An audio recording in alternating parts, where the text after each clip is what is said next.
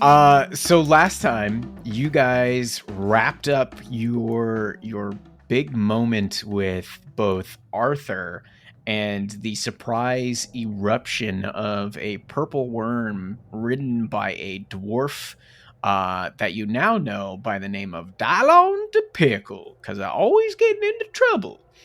Who later joined your little group by exploding a wall and emerging on the back of his giant mole, Bessie.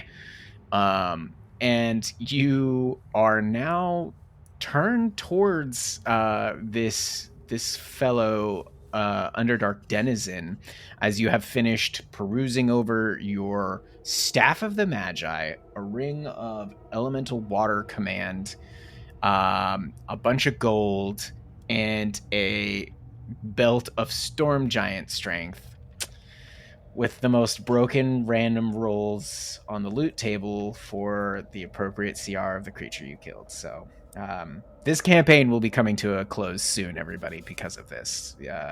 Just you're welcome for the chaos. So here is this dwarf sitting on the back of this giant mole. He's sitting in a saddle. He's got like a miner's cap on. There's a pickaxe on his back. He's holding a lantern, kind of like pointed in your direction. And he goes, "Now I'm glad to see you all made it out of there. I'm sorry for the intrusion of the worm. It shouldn't have been going near there. I thought there had been some Ferez, but it seems it had disappeared. But that's all in the past. Who are you all?" I think there truly is silence as you stare at this guy. Can we get an insight check on this dude? Like, Sure. What's his vibe? Is he cool? Make insight checks. Does he fuck? I mean, Sam. Natural 20. +4 for a 24. So I demand no. Does he fuck? He fucks hard. Damn. Yeah, I got a 21. Yeah, you see him. He's riding in the saddle as the giant mole comes over to the camp, and you're like, damn, this guy's got riz. Even though he's got this long, bushy, white and red beard, he's covered in dust and soot, and he had like goggles on his miner's cap. So you see there's just like 2 clear circles around his eyes from where no dirt and soot has touched him. He's got these overalls with patchworks. He's got like, will look like sticks of dynamite, but more official looking than your Firestock ones. He climbs off of the giant mole, and he stands at like a solid 3'5". So Dr. Seuss, he's probably close to your size, right? It's pretty close. Yeah. He's an underdwarf. An underdwarf? He's a dwergar? A dwergar? No, he's not. Okay.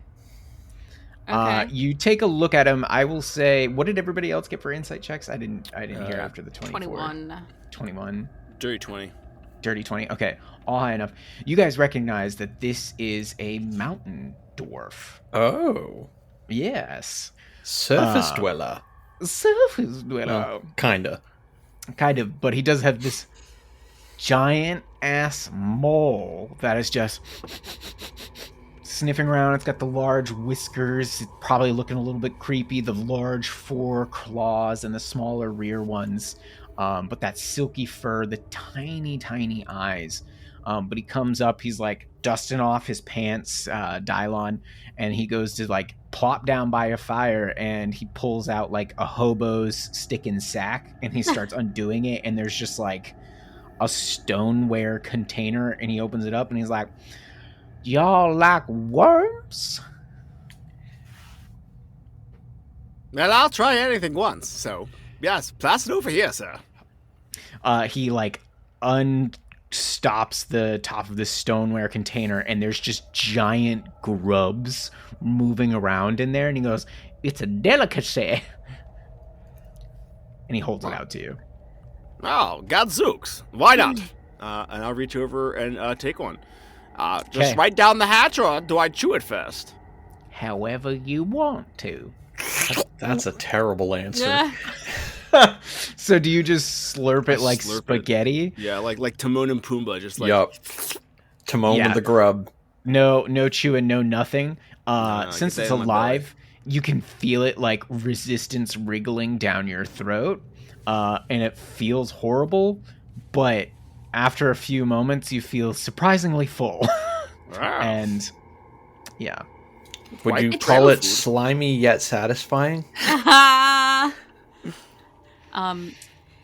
It is kind of you to offer such delicacies, as you call them, to complete strangers.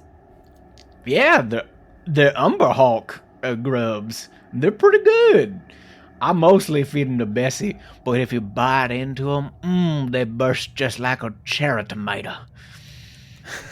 I do not know what a cherry tomato is, but I am intrigued. Oh, then Scylla you better gets, have like, one of ready. these grubs, then. Scylla is like completely prepared to eat a worm. Fish love worms.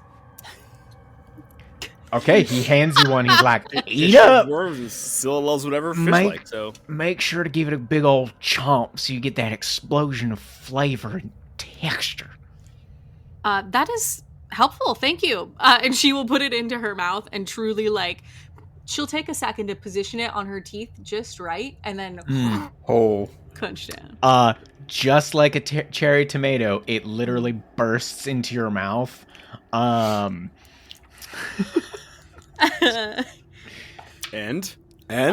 It tastes good as hell, actually. Oh, let's go. Yeah, it's weirdly got that umami flavor, with a slight spice, and then like your because of that spice, your mouth gets like slightly numb, but then it starts to smooth out there in the end. This is truly delicious. Sephel, you must try one. Oh, that's fine. I'm dead. Oh, that I had forgotten. Apologies. Well, that's not to worry. Everybody should try one. I got plenty. And he just like comes over to Sephel, picks up a tentacle, and shoves it into your mouth. And then he just like goes around to everybody around the fire and is just like, "Here, I have feel one." violated. Sir, Yes. it is lovely to have you here and here welcoming us with your sustenance. I cannot help but wonder, what does your companion eat? They are quite large and seem to be sniffing everything. Oh, that's just mostly how she sees. Don't worry about it too much. I got more of the grubs in the saddlebag. And he just like dumps what's in the stoneware on the floor, and Bessie just immediately is like on top of it trying to eat up the grubs. He goes, they mostly catch what they need as we're, traversing through the earth. Sometimes we gotta stop. She loves her a good purple worm eggling. Mm-hmm. That's Interesting. that would seem to be a good. rather dangerous foodstuff to acquire. Absolutely it is. But you gotta know how to use the worms against themselves. Mm-hmm. And how did you taps do? his head. Oh, you gotta cover yourself in that worm saliva so you smell like them. And then you can get all in there all...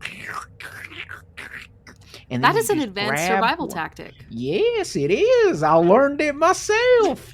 And then you grab that egg and you run like hell. Takes The a hell egg. of a cauldron to cook it. Yeah, it comes in eggs. Can you believe it? That is... Do they only lay one? Oh no, there's hundreds. You gotta be careful. Sometimes those suckers will pop out on you when you're trying to get another. Scylla will look over at Sephel and Sussaro. It would seem that you have a high capacity for risk. Absolutely. It's my middle name. The Pickle. Extraordinary. Now, my dear friend, my boon companion, my brother in grubs, what brings you Yes. to us? What are you doing?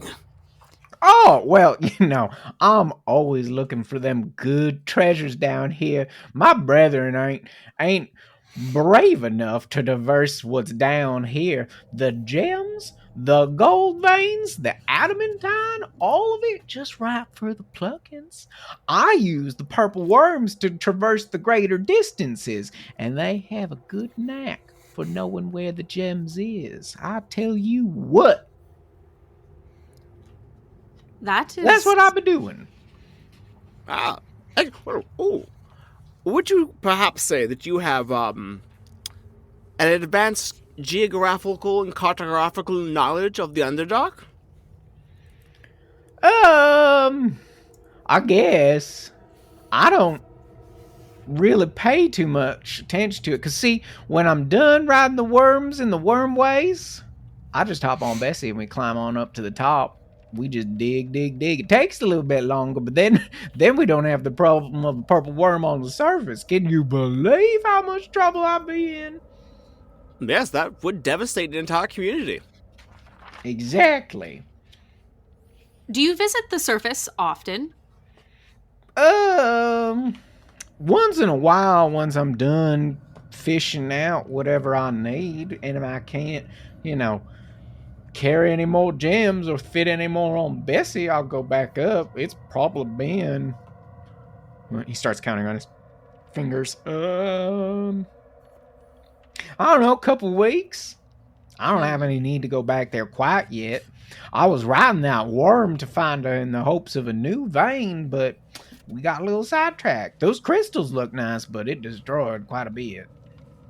Indeed. We find ourselves in need of a guide of sorts through various tunnels in the Underdark. We have started a navigational system of sorts, but it requires refinement. All right. Where are you trying to head to?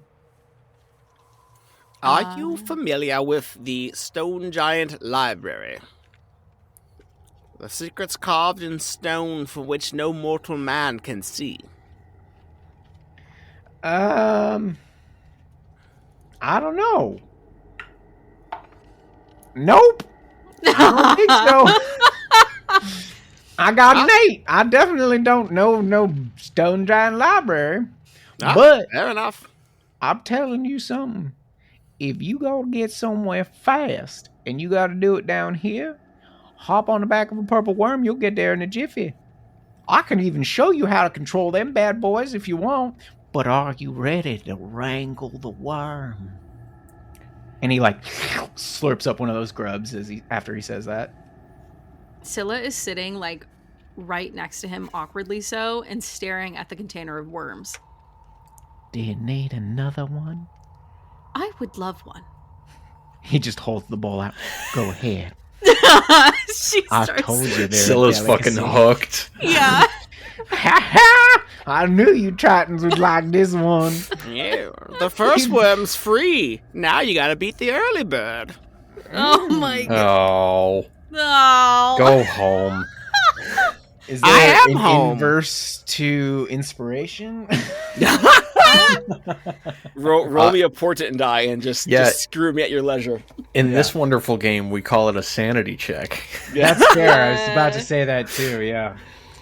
No, he's like, yeah, if you hop on one of them worms and I show you how to, corral them in a direction of your choosing, you'll find yourself wherever you need to be going mighty quickly.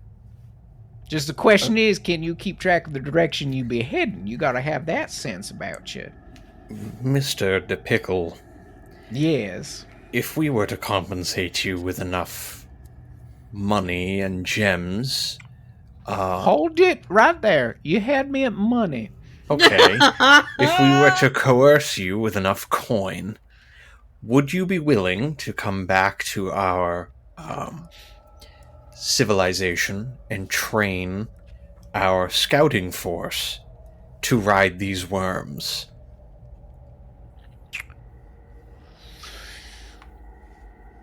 Yeah.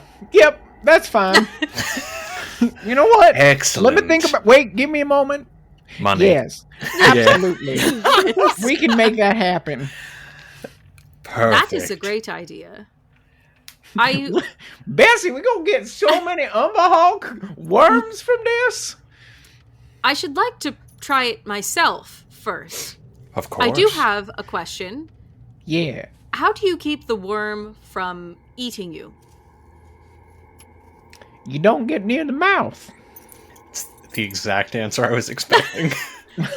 That does seem... Listen. It's way more advanced than you think. I'll give you the main pointers right now. Everybody gathering close. Getting close. Scylla does. She gets very, very close. That's She right. sees He it. like grabs the side of your face and like squishes it next to his, and he's like, "All right, listen, everybody." He grabs Sephel's tentacles, pulls him in on the other side, and then he grabs Sussaro's across from him, so you're all like noggin to noggin, and he's just like, How did you grow the extra arms?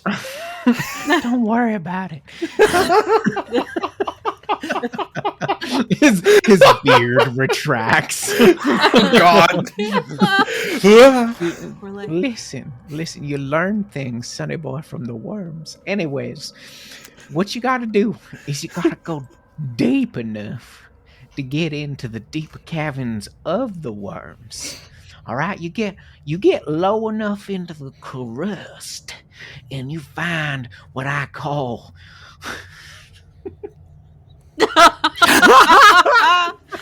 He can't even fucking finish.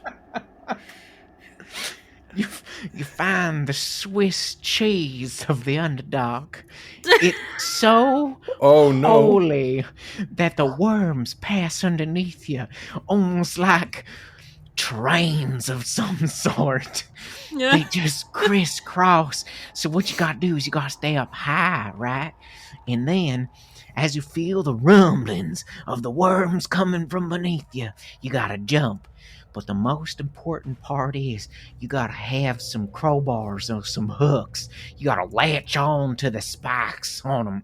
And then, once you're on them, it's all strength, baby. You gotta pull to the left if you wanna go to the left. You gotta pull to the right if you wanna go to the right. You gotta push down on them if you wanna go deeper. You gotta pull back if you wanna go up. And then you gotta pull one free and slap them if you wanna go faster. That's worm riding. But don't get near the mouth and don't get near the butt. Both ends hurt. It does sound remarkably like riding D'Artagnan, A dar what? Oh, my yes. aquatic friend. Your friend. You can't just say that and then... What are you talking about? Are you talking to me? Yes, you're talking about a D'Artagnan. I've spent my entire life. What's a D'Artagnan? It is a name. For what? An aquatic beast. Did I not say this? She looks at Sephel. I don't think they're very good listeners. We're just staring You look- daggers at Sephel, just like... You look back at Dylon to Pickle and his eyes are pointing in two different directions to the side. He's Oh, just like, honey. We're gonna entrust this man to train our forces. They will either die or come away the best scouts the Underdark has ever seen. I mean, it is kind of like a top tier tactic in war. I mean, yeah. Imagine coming into the fight of our lives riding fucking purple worms. Purple worm cavalry. That's badass. Yeah. Yeah, so anyway, Scylla had a aquatic reptilian creature that she used to ride. D'Artagnan was its name. I would just say that D'Artagnan is still alive, so it could happen again. That's true. So what we're talking about? I zoned out there. For We're a moving minute. on. Oh, cool. Is there anything else we need to establish here, or? I don't know. I should like You a tell training me. session. Oh, Scylla, yeah. Could you show us how to ride the worm? Hell yeah, I can show you how to ride the worm. Right. Should we perhaps I finish? need to finish my nap. Yeah, should we finish a rest before we do this? I have a feeling this has... Grandpa needs his sleepy poo. This has cataclysmic potential. Yeah, sure. I could use some sleep.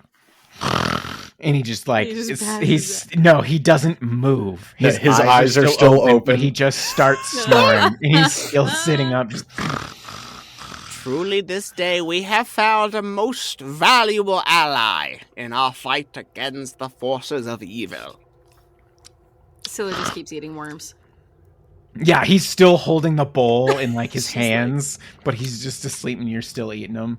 Bessie's coming over and is trying to get her giant whiskers and mouth into the same spot too. I would share.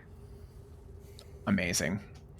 So you all settle down for the rest of this very odd long rest. And nothing else strange happens other than hours later, Hubie does eventually arrive. Let's go. My boy is unscathed, back! all good. And you all come out of a long rest, perfectly healed and with all your stuff back. Can I say, during that long rest, I'm going to spend as many hours as you will allow, starting to copy the blink spell into my spellbook. What level spell is it? Like 3rd? Blink is, I believe, 5th. Okay. That's fifth. It costs you gold maybe third. too, right? No. Third. No, Blink is 3rd. So yeah, it is... I always forget. It's 50 gold and some number of hours. I think it's 50 gold and 2 hours per spell level. So you would need 6 hours. I would need 6 and 300... No, and 150 gold worth of material to fully copy it. Yeah, 50 gold per spell level. So mark off the gold. Okay. And I think you technically only need like 4 hours of light rest. So if you go a couple hours, like everybody gets up, has some kind of breakfast, stuff like that, and you're just taking that extra time to transcribe, you do it. Okay. One more thing before I forget, Sure. and I would have done this before we settled. Sussaro. No. Oh, yes. Sorry, I was sleeping with my eyes open. Too many people do that. It's an underdog thing. I'm surprised you don't. I don't need to sleep much, honestly. Wow, interesting. We all have particularly powerful items in our possession, as is needed for our current trajectory. I'm sure, and you have demonstrated, how capable you are. But as a official welcome to our band of merry misfits, there is an item I think would suit you fairly well that we have in our possession. And I will offer... do we have the avaricious blade, or what was the official name of it, Will? Avaricious Avant-Garde. Avant-Garde. Is that in the bag of holding? Yeah. I would imagine. Okay. You could grab that from Scylla easily. All right. I would grab that and offer it to Sussaro. For a second, he just stares at the sword. Oh, by his smooth hands. I didn't think I'd ever see you again. I'm sorry, what? Oh, you've come back to Papa. And if you're willing, he draws the sword from you, like pulls the sword and scabbard to him. And a single tear rolls down his face. You are familiar with this blade? Oh, the avaricious avant-garde. I was there when it was forged. I was there when it was lost. I thought with so many dreams it was gone forever. Well... And in like a sudden and dramatic flurry, he like unsheaves the sword and drops into like a kata stance. Oh, And Jesus. he's 3'3". He's like, the sword is longer than he is, but Yeah. strangely he can wield it. Though I do think it might look a little odd. Incredible. Its balance is just as wonderful as the day it was forged.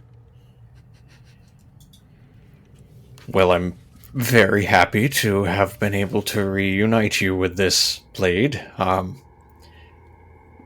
Much blood went into retrieving it. I imagine so. That is a story I would hear one day, Sephel. You have my thanks for this. And then we'll go through the rest of the rest. Okay. I'm going Here's back a- to sleep now. Here's a very important question for you guys. You know that the avaricious avant-garde could hold spell gems and valuable gems in its scabbard. Mm-hmm. Did you take the time to socket it with spell gems when you were back in the city, or is it still holding none of those? That's a good question. We would have had to, because we don't have a ton of spell gems, I don't think. You would have had to purchase them. Buy them. And that's what I'm asking. Like, did you kind of pre-stock it, or is that something Seuss will have to do later? I actually kind of like the thought of, like, Seuss being able to customize it as desired. Sure. Okay. Yeah. Unless there's any argument there. But, like, if you have spells that, you know, I can say that Seuss and Sephel talk and, like, discuss the spells available.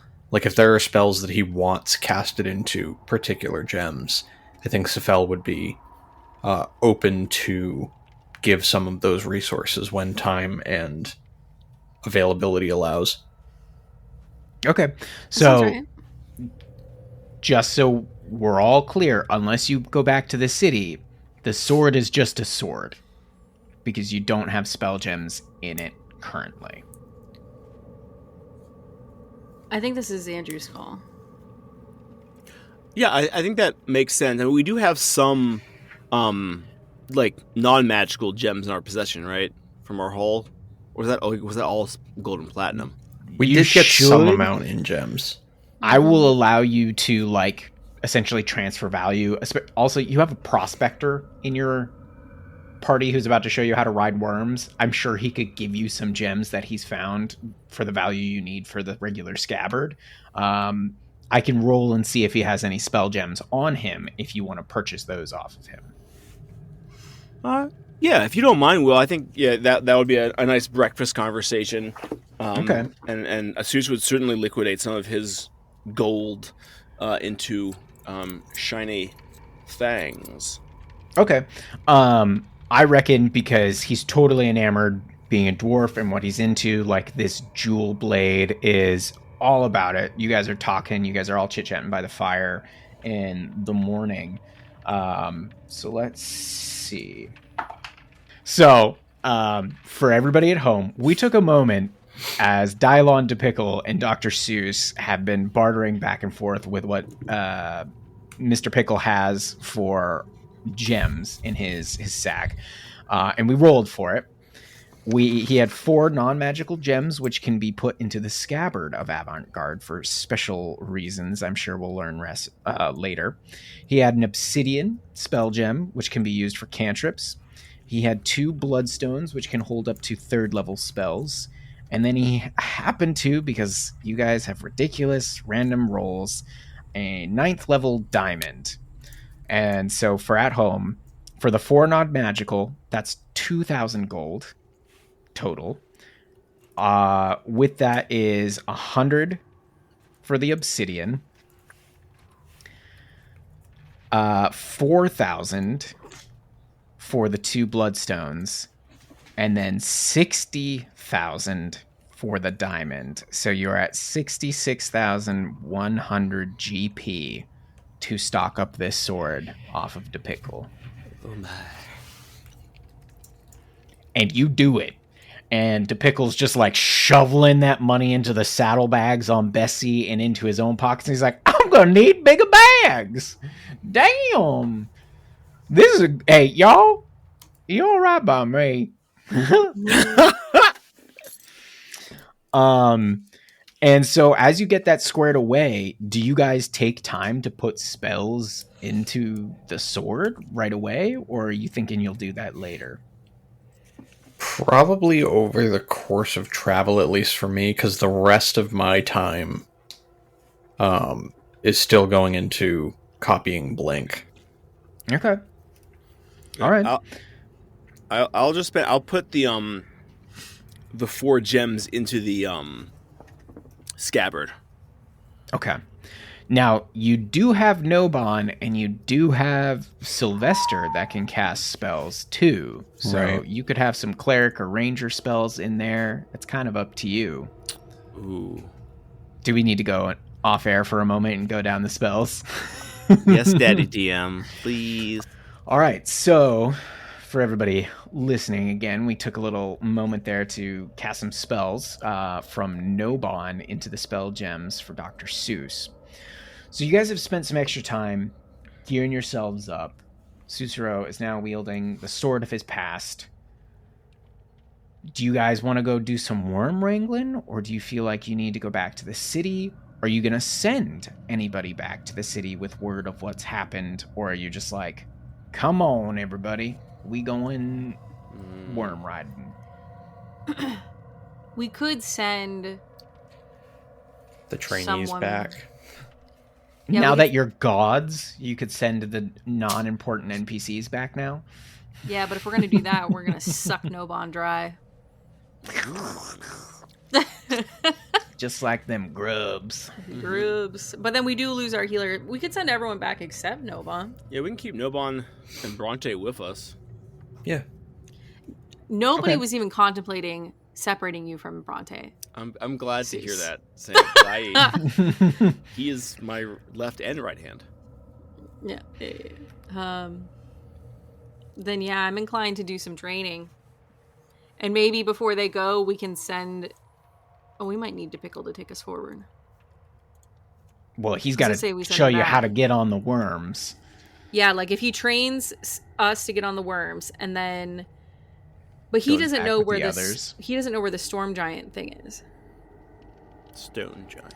Stone giant. No, but Andrew does have a magical item that is of very good importance.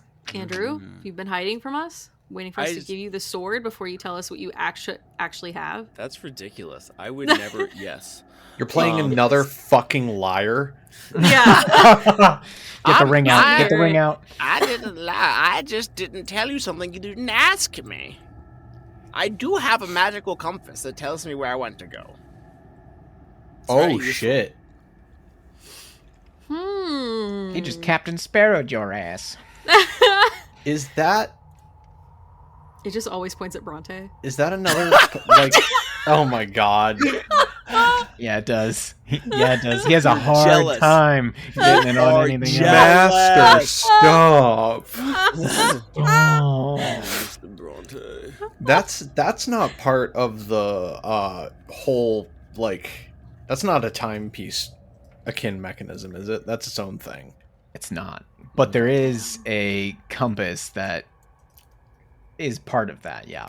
Okay. I also have a watch. I don't give a fuck. Oh, okay. A watch that has magical properties. Yes, it can always tell me what time it is. I couldn't give With two magic. shits. No, Sephel was right. I don't give a fuck. Oh shit. Are you So- sure? So I imagine before you get ready to disembark, Sussaro, perhaps with that in mind of like, we're about to unlock some crazy ass movement here in the Underdark. You do like take a short rest to attune essentially with this compass with your mind. You keep in mind Graven Hollow. That's where you want to go. You're trying to picture it as best as you can. And after the short rest, you see that needle finally point away from Bronte's ass. and begin moving. Oh, tight. begins moving in a different direction, and you know, like, absolutely it exists and you can get there. Now you just gotta wrangle some worms. I am ready. All right, everybody, hold on tight, follow me, we gotta drop a few layers. Scylla starts taking off her pants. No, just kidding. No. No. Hey, Sussaro's compass Hey! points directly at Scylla now. Well, you got it. Dylon comes over and immediately, like, slaps your tentacles closed over your mouth, Sephel, and he's like, let the ladies do what they want. Hey, we have a strict no creep policy in this no group. creeps. What? What? Creeping? Creeping? And that happens This is to about be... bodily independence and autonomy. You have no right to dictate how they do things. And he just like fades into the background. Learn from my mistakes. But Dylon's just like, all right, I'll show you how to ride them worms. I'll come back with your friends. We go to the kingdom. You find your listicle stone library, hopefully. Don't get eaten by the worms. And maybe we'll see you again, depending on how things go. Because if you guys are such big spenders, I'll go out and find you more gems. I will. So I'll just take like the silence as a yes. stares at Sephel. Let's see how much training costs, and then we can discuss further resources. Oh, yeah, of course. Well, let's get to the lower areas. Make sure you guys have the gumption to get on the worms. All right, follow me.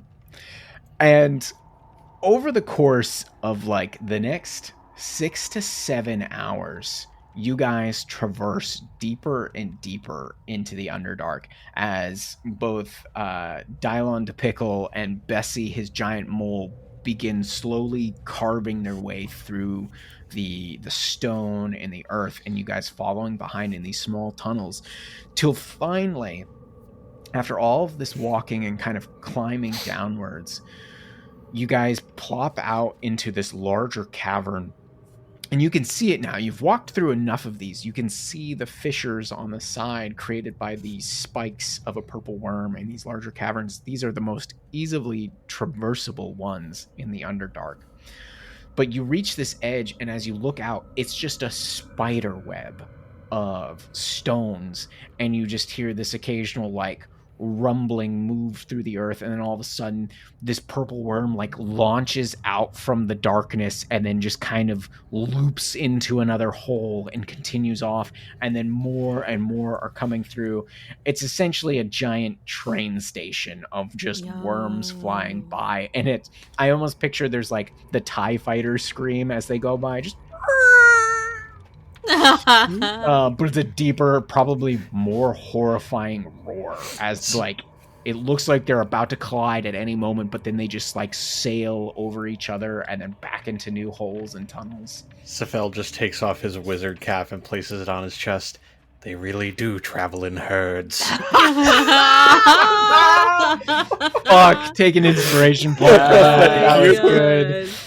Damn, good reference. That was great. I can't do any more than that. Copyright. Yep. You get 8 seconds. Live them up. Yeah. So Dylon just kind of like walks to the edge, turns around, holds out his arms, and he's like, "Welcome to the wormholes. Who's ready to wrangle?" Scylla, I believe you wanted to take point on this. Yeah, Scylla's gonna approach the edge. And she's like staring down, and I think she's just like incredibly excited and eager. I am ready immediately, Dylon. I should like to be first. Well, that's good, but here's the thing. Do you know where you're going? I do not.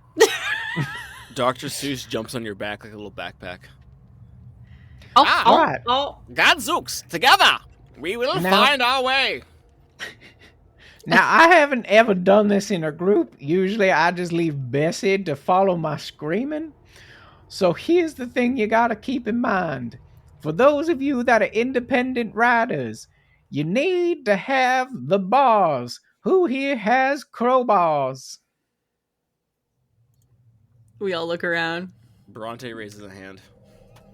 Good man. I like him. Nobody's got some fucking crowbars. Oh, I do. I have a crowbar. Nobon then holds up his hand like, I got a crowbar.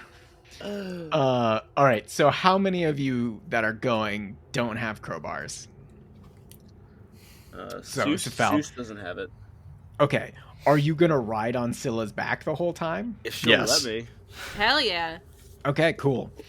So everybody else but Sephel, Dylon goes into one of his bags, pulls out his two extra crowbars, hands them to you, and he goes, 100 gold, please. I think I will just travel with Nobon. 100 gold, please. I give him 100 gold. Thank you. We are literally wrangling purple worms. I mean, just tip the guy. Now here's the other thing. He pulls out a bunch of parchments and then he like quickly pulls out like an inkwell and he starts like scribbling on a bunch of them. He hands one to Scylla, to Sussaro, to Sephel, to Nobon, to Ricard, and he goes, "I need you all to sign these." And then on there in just like really horrible handwriting is like, "I am not liable for any death, injury, maiming, or otherwise in any event with the purple worms from this moment on." Scylla's like fully prepared. Is this part of the training? Yes. She signs it. Absolutely. It's a requirement. Thank you. He takes that, stamps it with some weird seal that you've never seen, and goes, "It's official for this one. Everybody else?" Sephel reads it thoroughly, sees the fine print, finds all of the loopholes, and then just signs it, "I don't follow laws," and hands it back. This is not enforceable. I will find you. He looks like Dylon looks at it and he's like, "Fair enough." And he just throws it. All right, everybody.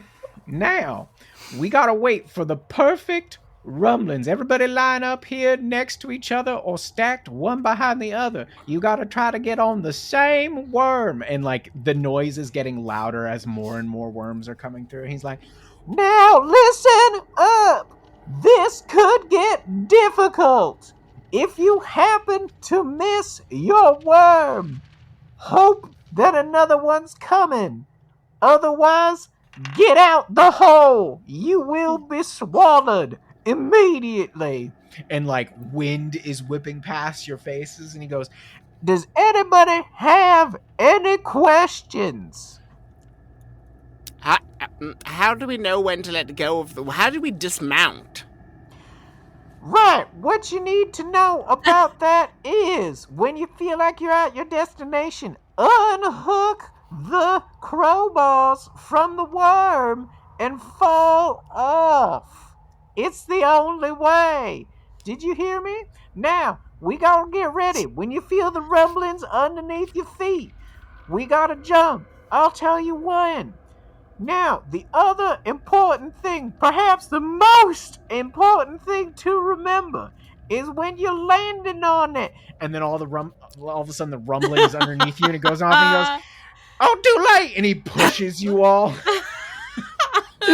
And as you're falling, just, Oh god! "Remember to hit the plates right!"